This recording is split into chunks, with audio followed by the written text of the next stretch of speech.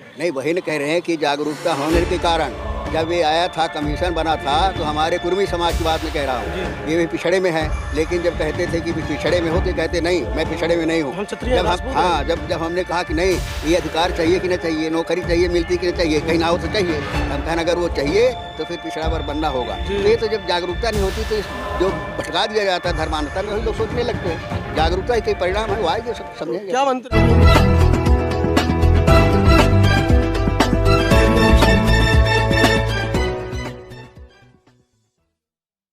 हाल देख रहे हैं, समाज के साथ नहीं खड़ी है। तमाम ऐसे मुद्दे हैं जहाँ पर राष्ट्रीय पार्टी को, बहुजनों की जो राष्ट्रीय पार्टी अपने आप को बोलते हैं, उनको उनके साथ खड़ा होना चाहिए, लेकिन वो नहीं जाते हैं। इतनी बड़ी रैलियाँ होती हैं, कहीं एक नीला झंडा नहीं दिखाई देता उनका। नहीं तो आज सिमट गए एक पर वो। नहीं तो वही कह रहे हैं कि जो हम लोग ये काम कर रहे हैं, आप सब लोग कर रहे हैं, इसीलिए कर रहे हैं कि समाज को जागरूक होना चाहिए। जब तक समाज जगेगा नहीं अपने हक अधिकार के प्रति, अपने नेता के प्रति, नेता पैदा नहीं करेगा, तब तक इसका हल नहीं है। इसी वजह से ज़रूरत है कि सब संगठित हो जाएं और उसका उपयोग करें। आज उपयोग भी नहीं करते अपनी ताकत का, जागरूक न होने के कारण। 90 लोग हैं, सरकार उसकी बननी चाहिए, लेकिन 90 लोग बट जाते हैं, गुमराह हो जाते हैं। धर्म और धर्मांतर उनको भटका दिया जाता है, धर्म का लवाद आ जाता है, मनवाद का लवाद आ जाता है, तो वहाँ बट जाते हैं। ज़रूरत इस बात की है, बाबा साहब अम्बेडकर साहब को कितना अपमान हुआ जी, उनके साथ क्या क्या दुर्दशाएं नहीं दुनिया जानती है, लेकिन बाबा साहब कभी विचलित नहीं हुए, बाबा साहब को कभी गुस्सा नहीं आया। बाबा साहब जानते हैं कि हमारा लक्ष्य क्या है, तो अपने लक्ष्य की ओर वो संघर्ष करते रहे, जिसका नतीजा ये है कि उनका दिया हुआ संविधान हमारा मार्गदर्शन कर रहा है। वही हमारा जीवन, वही हमारा भविष्य है। तो उनसे प्रेरणा लेकर के समाज को संगठित होने की ज़रूरत है, ये बहुत ही आवश्यक है। और जब तक संगठन में जागरूक नहीं होगा, धर्मांधता पे बढ़ता रहेगा, स्वार्थ में बढ़ता रहेगा, तो आप लोग उल्लू सीधा करते रहेंगे। आपको नहीं लगता कि हम लोग सत्ता परिवर्तन की बातें कर रहे हैं, जबकि हमें काशीराम जी की व्यवस्था परिवर्तन, सामाजिक परिवर्तन पर ज़्यादा बल देना चाहिए? नहीं, वही आके सामाजिक परिवर्तन की बात किया था, बात सही है जी, कि सामाजिक परिवर्तन की ज़रूरत है, लेकिन सामाजिक परिवर्तन करते करते इतना निकल जाएगा कि एक रास्ते में चलेंगे कि हम बहुत पीछे हो जाएंगे। इसलिए हमें चारों तरफ से संघर्ष करने की ज़रूरत है। हमें सत्ता परिवर्तन की बात भी करनी है, हमें व्यवस्था परिवर्तन के लिए भी काम करना है, हमें दोनों काम करना है। 2024 को कैसे देखते हैं? 2024 को निश्चित जो वर्तमान में देश की परिस्थितियाँ हैं, हमारे उन मूल्यों को जिन्हें हमारे पूर्वजों ने त्याग और बलिदान के साथ दिया था, भविष्य दिया था, उन्होंने वर्तमान की कुर्बानी दी थी, उनका दिया हुआ भविष्य आज खतरे में है। आज बाबा साहब अम्बेडकर का संविधान खतरे में है और ये सरकार जो है तानाशाही बन गई है। इसको प्रजातांत्रिक को मूल्य से कोई मतलब नहीं है, ये मनवाद को लाना चाहती है, बाबा साहब के अम्बेडकर के संविधान को ख़त्म करना चाहती है।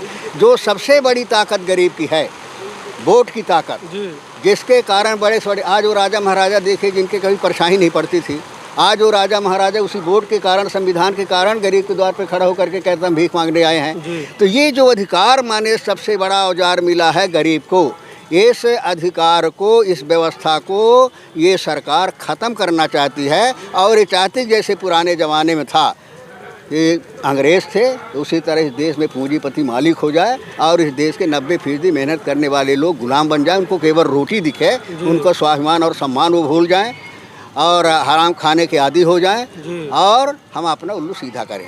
तो इसमें सरकार लगी हुई है। एक बार अपना परिचय दे दीजिए कुछ। निश्चित रूप से मैं राजमणि पटेल, राज्यसभा का सांसद हूँ। मैं रीवा जिले मध्य प्रदेश से हूँ। ओबीसी मध्य प्रदेश का संगठन चलाता हूँ और ओबीसी की बात दमदारी से राज्यसभा में उठाता हूँ। जो भी मुद्दे आते हैं उसको उठाता हूँ और संगठन के माध्यम से जितना हमारा प्रयास है हम भी करते हैं कि समाज जागृत हो, संगठित हो, इसको हक अधिकार मिले, इसका स्वाभिमान सम्मान सुरक्षित रहे। तो पटेल साहब, आपको क्या लगता है जैसे कि ओबीसी समाज अब धीरे धीरे संविधान की बातें करने लगा है, डॉक्टर अम्बेडकर की बातें करने लगा है, यही ओबीसी समाज था जो मंडल के विरोध में खड़ा था एक समय? नहीं, वही न कह रहे हैं कि जागरूकता होने के कारण जब ये आया था, कमीशन बना था, तो हमारे कुर्मी समाज की बात मैं कह रहा हूँ, ये भी पिछड़े में है। लेकिन जब कहते थे कि पिछड़े में हो तो कहते नहीं, मैं पिछड़े में नहीं हूँ। हम क्षत्रिय हैं, राजपूत हैं। हाँ, जब हमने कहा कि नहीं, ये अधिकार चाहिए कि नहीं चाहिए, नौकरी चाहिए, मिलती कि नहीं चाहिए, कहीं ना हो तो चाहिए, तो हम कहना अगर वो चाहिए तो फिर पिछड़ा वर्ग बनना होगा। तो ये तो जब जागरूकता नहीं होती तो इस जो भटका दिया जाता है धर्मांधता में, वही लोग सोचने लगते हैं। जागरूकता ही कई परिणाम है, वो आएगी, सब समझेंगे। क्या मंत्र है कि समाज को वही कह रहे, समाज को संगठित होना चाहिए और समाज के जो हमारे बुद्धिजीवी हैं, युवा हैं, जिनकी जितनी हैसियत है उस हैसियत के आधार पर समाज को संगठित करना चाहिए, समाज को जगाना चाहिए, समाज के बीच में संवाद करना चाहिए, तभी समाज संगठित होगा, उसका हक अधिकार मिलेगा। मैम, अभी एक वीडियो वायरल हुआ था, उस वीडियो में आपने देखा होगा जिस तरीके से देश में जो महिलाओं की स्थिति बद से बदतर बनती जा रही है, क्या कहना चाहेंगे इसके लिए आप? मेरे ख्याल से आप मणिपुर के बारे में बोल रहे हैं, ठीक है।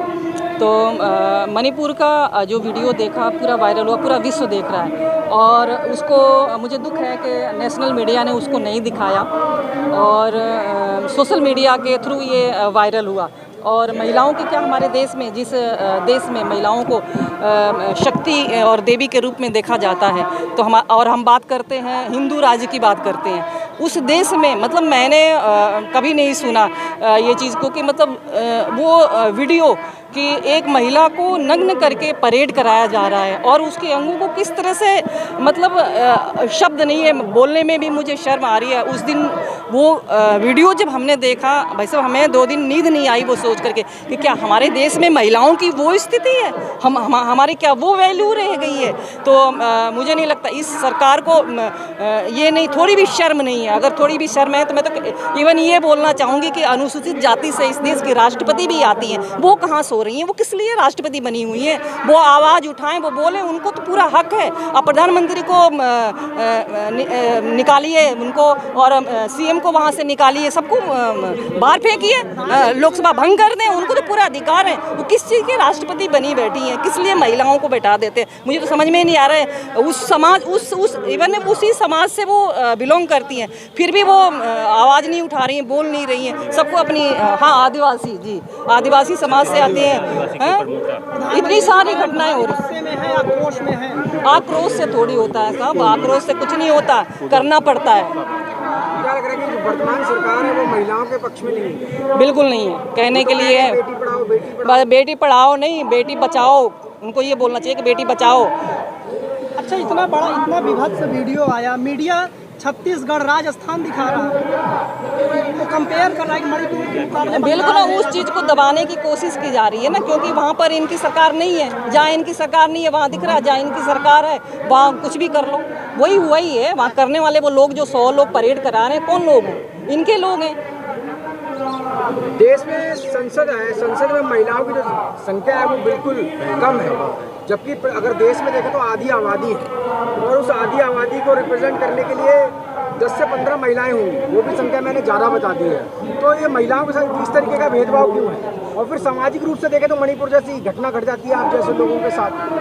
तो महिला, जो देश की जो महिला है, वो आप क्या करेगी, क्या करना चाहिए? मेरे पास अभी इस चीज़ के लिए शब्द नहीं है कि देश के प्रधानमंत्री पता नहीं क्या कर रहे हैं, क्या है, महिलाओं को क्या समझ रही है सरकार, मुझे तो ये समझ नहीं आ रहा है। हमें मुझे लगता है कि महिलाओं को ही ये लड़ाई लड़नी पड़ेगी। और जो आरक्षण की भी बात हो रही थी कि संसद में महिलाओं की आरक्षण होगा, 50% का आरक्षण होगा, लेकिन किस चीज़ का आरक्षण? वो 50% में भी तो वही लोग आ जाते हैं, उनके अपने लोग, वो भी नहीं लागू हो रहा है। प्लस जो 10% जो बोल रहे हैं कि 10% महिलाएं हैं, वो भी कौन सी हैं? वो देखिए ना, वो उन महिलाओं को बैठा रखे हैं कि जो कि शब्द नहीं, मैं क्या बोलूँ, एक तो तीसरी कौम होती है जो कि भगवान उनको देता है, वो तो उनसे भी बदतर है। वो एक शब्द बोल नहीं सकती हैं, वो किस लिए बनी है? कठपुतली हैं, उन्हीं पे नचाते रहो, इसलिए बने हो। वो अच्छे लोगों को बना नहीं सकते, क्योंकि पता है कि मेरे जैसे लोग जाएंगे तो वहाँ आवाज़ उठाएंगे। उनको आवाज़ उठाने वाला नहीं चाहिए, गुलाम चाहिए, जो मानसिक गुलाम हो, उनकी मानसिक गुलामी करे, वो लोग चाहिए। करीब 80 दिन की चुप्पी, क्या लगता है मणिपुर में क्यों रही होगी करीब 80 दिन की चुप्पी?